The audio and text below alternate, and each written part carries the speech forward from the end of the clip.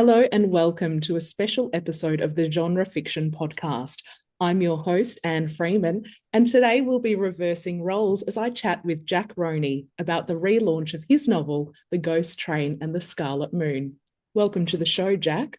Thanks for having me, Anne. It's great to be coming to you and having a chat and being on the other side of the microphone for a change. So thanks for having me.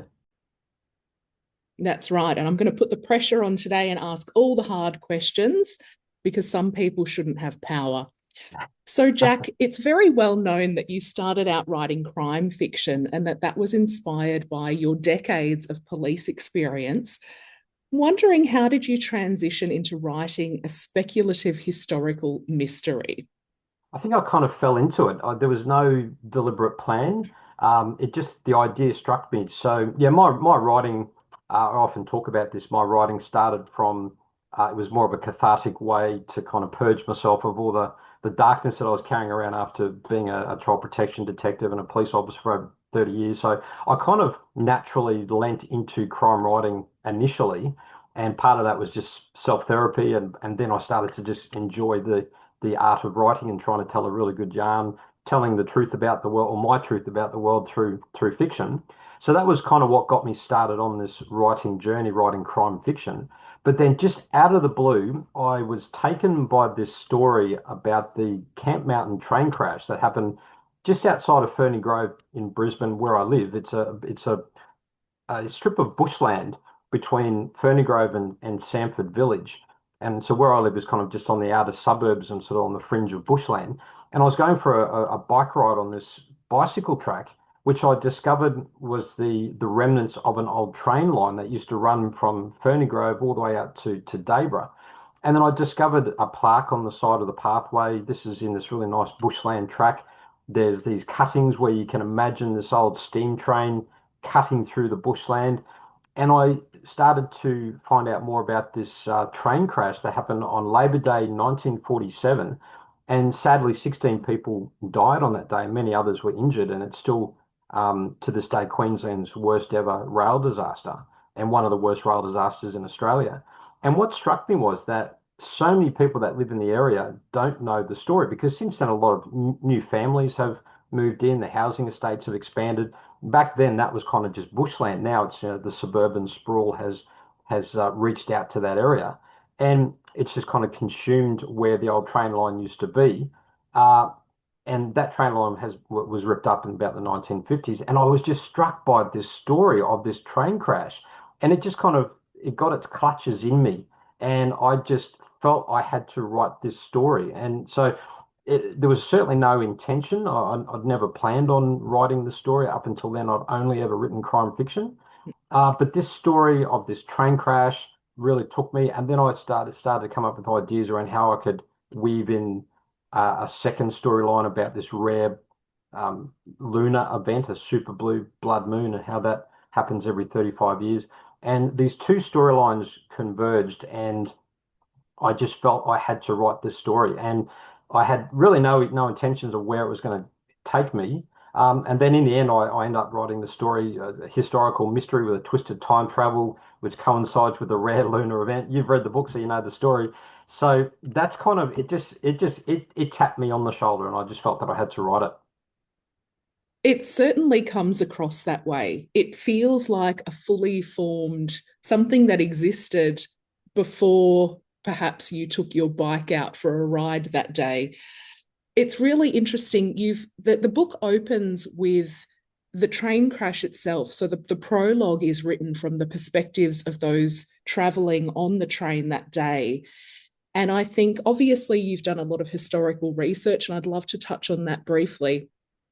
But the thing that makes it most compelling is those emotional sort of first person reactions that you've depicted in that opening prologue. It hooks the reader from the very beginning. I was a goner from page one, and I just proceeded to use every available moment I had in my schedule to run back to my book and read on. Can you tell us just a little bit about the research that you did and how you humanized those facts? Yeah, that's a really good question because I went to great lengths to do that. Historical research was old newspaper clippings, other archives through the state library and museum where you can pull up old media reports. Trove is another online resource where you can go and pull up old media reports and the actual articles. They're scanned copies of the Courier Mail and other regional newspapers of what was being reported the day after the crash and for the preceding week, and photographs and all that. And there's a lot of information that's accessible. But I then found a coroner's inquest file, and I found that through the state archives. And you're talking about the perspective of the people on the train. I actually got that from actual witness accounts of, or from people who were on the train on the day. So even though I've kind of fictionalized the plot of my story, that first prologue I've tried to keep as true to the factual events as possible using actual witness accounts. I haven't used real people's names. But the way it's described by those people on the train in my book is exactly the way it was described by witnesses. And I've tried to keep that, even dialogue and certain things that have been said, straight out of witness accounts. So that's, I think, hopefully that's what's helped create that real sense of realism because it's what actually happened on the day. Yeah, absolutely. And I think it's really goosebump inducing. Like you do get that sense that you are that fly on the wall experiencing this unfathomable unfolding of events. And I think that it's really interesting that the research you described sort of mirrors the protagonist, Toby, in adulthood. He embarks upon a similar research of the event. And I imagine that perhaps you use some of your own experience of delving into those online and in-person archives to bring color to that part of the story as well. Yeah, exactly. I put a lot of myself into my main character Toby when he was going into the state archives and pulling up all these records, and that's exactly what I did. So the way in which he uncovered the facts about the story, it was the same process that I went through. And when I wrote that prologue, as writers, we kind of know that the rules say that you should generally write through the perspective of a character. But I didn't really know how to do that. I wanted to kind of create more of a cinematic feel to that first prologue, which was showing holistically what happened on the train. And can I really do that through one character's point of view? So I kind of did it almost like a hovering camera. And the camera was almost kind of going through the carriages and describing what it felt like to be on the train, from the people in the back carriage to the people towards the front and the people who are the fireman and the driver up front. Um, and the guard at the very back, and how the crash impacted on the different people depending on where they were located. So that was kind of it was a different shift to the I think it's an omniscient view where you kind of Yeah. it's more of a holistic bird's eye view of what's happened.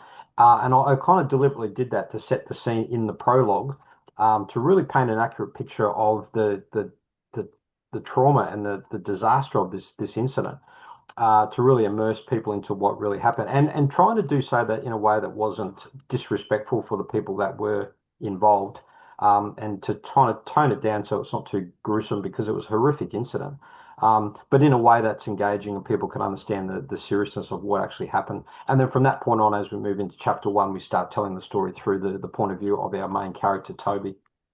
Yeah, and I think you've really nailed that, like that omniscient, cinematic, almost godlike view of what is taking place. And I think from a writing craft perspective, it's very effective because our reader expectations are that we are opening with the protagonist, like we understand who our main character is. And certainly in chapter one, it's very obvious that Toby is our guy. I wonder if you could take a moment to just touch on what is the premise of the novel. So, what is it that Toby is faced with? So we begin with that 1947 Camp Mountain train crash, and then immediately we jump to 1982. Can you just give us a little bit of what we can expect with that storyline? Yeah, so the whole story collectively is told across four timelines. There's the timeline of the crash, 1947. The initial part of the book, it's kind of divided up into parts, is 1982. So that was very much inspired by my own childhood and adventures as a boy growing up in 1982. So these young boys set off on an adventure, and they go up they follow the tracks of the old steam train. They go exploring up the old train tunnel at Ugar, and that train tunnel still does exist. And I've actually been there, and I've walked where my characters walked. Was Um, there bats? Did the bats come flying out? they didn't when I was there, but there are actually a colony of bats that live up the tunnel. You can't get in now. There's a steel grate because the university, one of the universities, Griffith University, are now studying this colony of bats that have now made this old train tunnel their home. Um, but all those elements, my own childhood, my own experiences of walking the track where the train line used to be, going to the train tunnel. So that kind of all fits to that first 1982 timeline. It's kind of a coming of age, boys' adventure. And what happens is one of those boys vanishes. He goes missing in this event, which coincides with the exact moment that the train crashed 35 years prior. But it also coincides with this rare lunar event called the super blue blood moon, which only happens every 35 years. And that's actually a thing. And this is where the two storylines converge. Where I got the idea from, I just happened to see an article, an online article about this big bright red blood moon that was going to be in the skies, and it was referred to as a super blue blood moon. It's a very rare event that happens almost precisely every 35 years. And that's when I had this light bulb moment. Wouldn't it be cool to coincide the anniversary of the train crash with this lunar event, which creates a slight, in that moment, in that fraction moment of time where the two significant events interact, it creates a time slip. And a boy goes missing, one of the boys goes missing, and fast forward 35 years later, Toby becomes estranged from the other remaining friend, and there's a rift in the relationship. And the other boy goes missing 35 years later on the exact same day. So the story follows Toby as he's on a mission to try and uncover the mystery as to why his two friends went missing 35 years apart, but on the same day. And then he starts to track the possibility of perhaps some sort of time travel event. And ultimately, it's a story of what could happen or what would you do if you could go back and change your own past. And what I've tried to do is to try and converge all those storylines and timelines, and they all converge at the end. And the book finishes at the beginning, but it sets it off in a different direction. It does. It's as extraordinary as it sounds. But, you know, time travel narratives are notoriously difficult to plot. And there's usually a lot asked of the reader in terms of accepting the situation and not scrutinizing the mechanics too closely. I can even think of some movies in which they break the fourth wall and address the audience and say, don't read too much into this or don't think about this too much. But one thing that struck me about this book is just how solid and convincing it all feels. How much time did you spend staring into the middle distance, preemptively sealing up those plot holes? Because I was almost expecting something to not quite sit in the way that this genre often does. And for me, it didn't happen. I felt like you had thought of everything, even things that I hadn't. How did you achieve that? Well, first of all, I'm glad to hear that you haven't been able to identify any sort of significant time travel plot holes. I think you might be alluding to the movie Austin Powers, where where there's a scene. That serious cinematic piece of art. Yes, yes. Yes, it is. It's a cultural classic.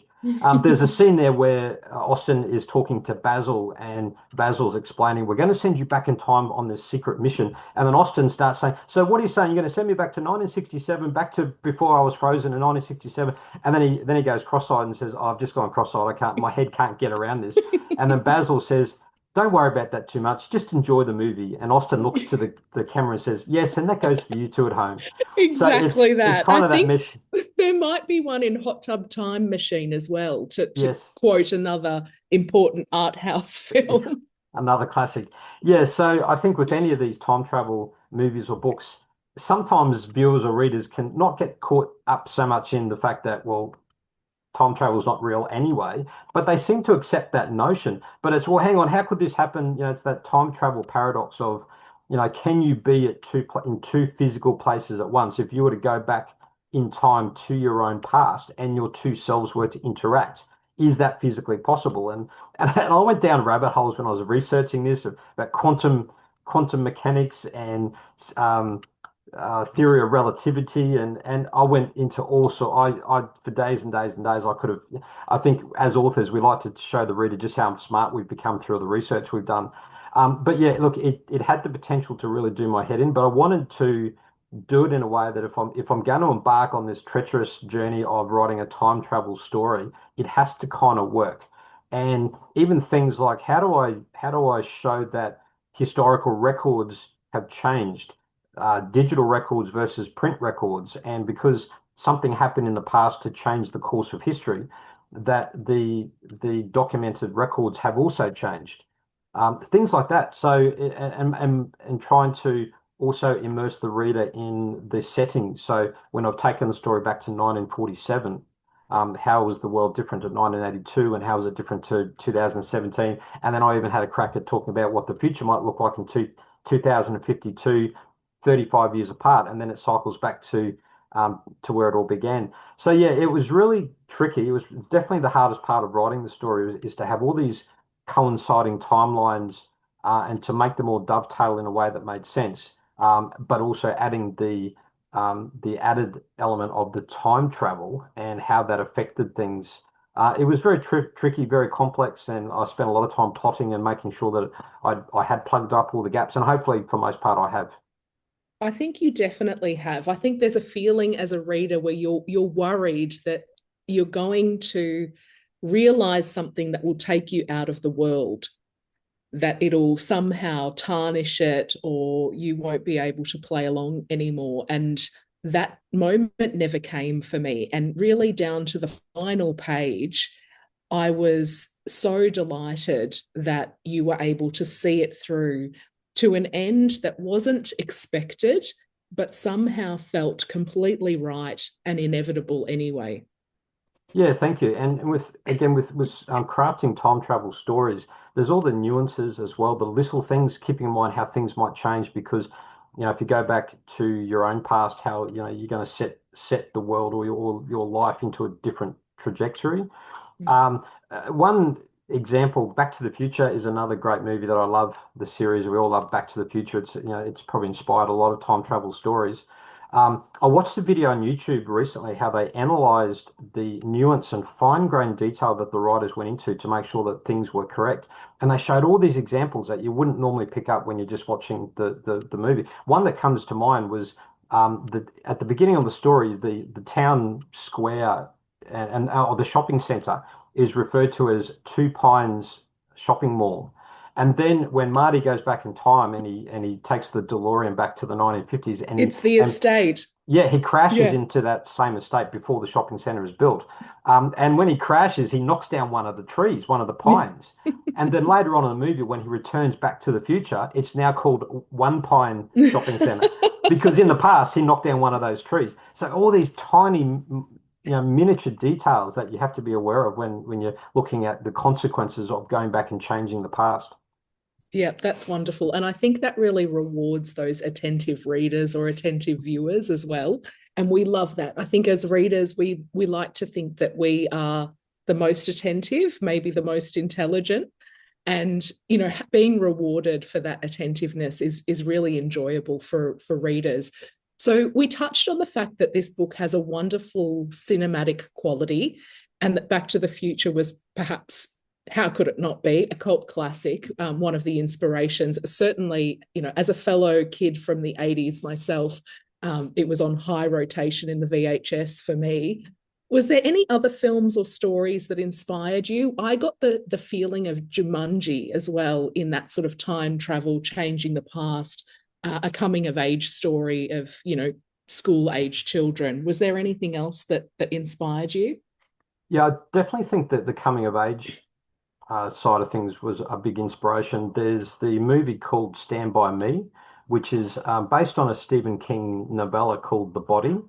Um, and that's a real coming of age adventure story where a group of boys set out on an adventure up a train track to find a dead body. There's rumors that there's a dead body. So, and that's kind of the plot, but it's all the things that happens to them and their journeys and how they grow as characters, as individuals and as a group of friends, and then how that impacted their friendship going into adulthood. Um, so those type of stories, those coming of age stories really resonate with me, particularly with my own childhood. I lived in a neighborhood. I grew up in Toowoomba, Queensland. They're just it so happened that there was a group of boys, all the same age. There would have been about 10 of us. And we all lived within spitting distance of each other, directly neighbours across the road, the street behind. And we had a place called Black Gully, which was kind of like our playground.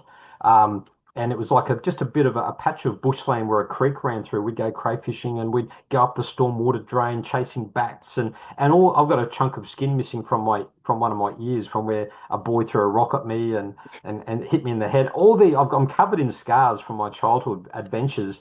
And that was kind of the story I wanted to tell because I think that's kind of getting lost a little bit now. And, I think my kids had probably grown up in more of a protective cocoon.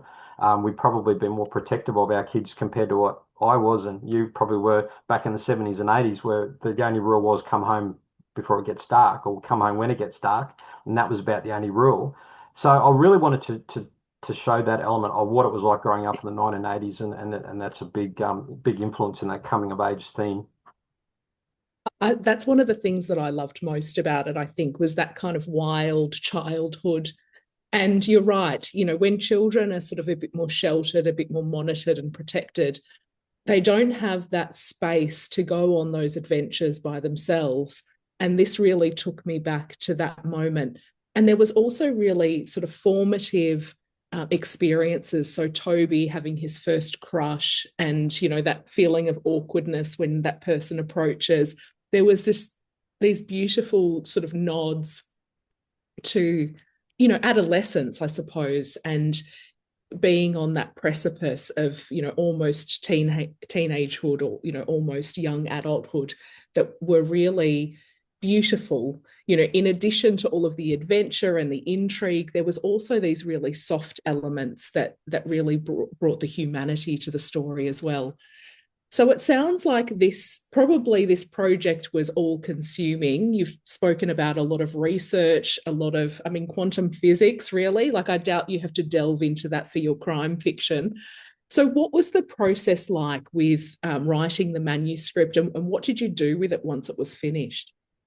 So the actual writing was interesting that you talked about that I probably had to spend a lot of time thinking and working these things through, which I did. I've got this chair out the front of my house, and it's called kind of my happy chair, we call it. The And in thinking chair. my thinking chair. So in the afternoon, we kind of live in a fairly leafy suburb, and in the afternoon it's cool, it's in the shade, and I'll often just sit there and in the afternoon, and I just sit and I stare up, look at the trees and there's birds, and that's where I spend a lot of time thinking. And once the story kind of the idea dug its claws in, I started writing, and then it just kind of grew as I was writing. But I'm very much a planner, and because this story was told over multiple timelines, I couldn't just fly off the seat of my pants. I really had to storyboard each of the timelines and how they're going to interact with each other and converge at the end. So there's a lot of planning that went into the writing process, and I started writing. But it was at a time in my life. I wrote this during COVID. 2020 was when I started writing this. I was very busy at work because I was a police officer at the time, and when COVID hit, there was a lot of roles that the police had to play in terms of police in quarantine and road closures and uh, lockdowns and all that. And I was working in the COVID command center at police headquarters, and I was one of the very few people that was still allowed to go to work. And I would commute on a train from my home at Ferny Grove into police headquarters in Brisbane City, which gave me 35 minutes each way. And I was incredibly busy. Everyone's lives have been turned on their heads, and we had a lot of other things going on. But for some reason, I still had this need to write this story. Maybe it was a bit of distraction at a time of chaos and confusion in our world. And I wrote most of it on a tiny little laptop balancing on my knees on the train. So the irony was I wrote this story about an old train crash on the train, commuting to work. There were actually a couple of times where I missed my stop. I was so engaged in it, I looked up and I'd actually gone past my stops, had to jump off and catch a train back. So that was kind of the writing process. I did it at a time when I was most busy. I find that times when I've got a little bit more time up my sleeve, I tend to procrastinate more. But when I was super busy with everything else going on, I still found the time to write this thing. And it was 35 minutes on the train each way. So I had just over an hour of writing a day. And I would just get completely immersed in the story. And that's pretty much how the story ended up into a first draft.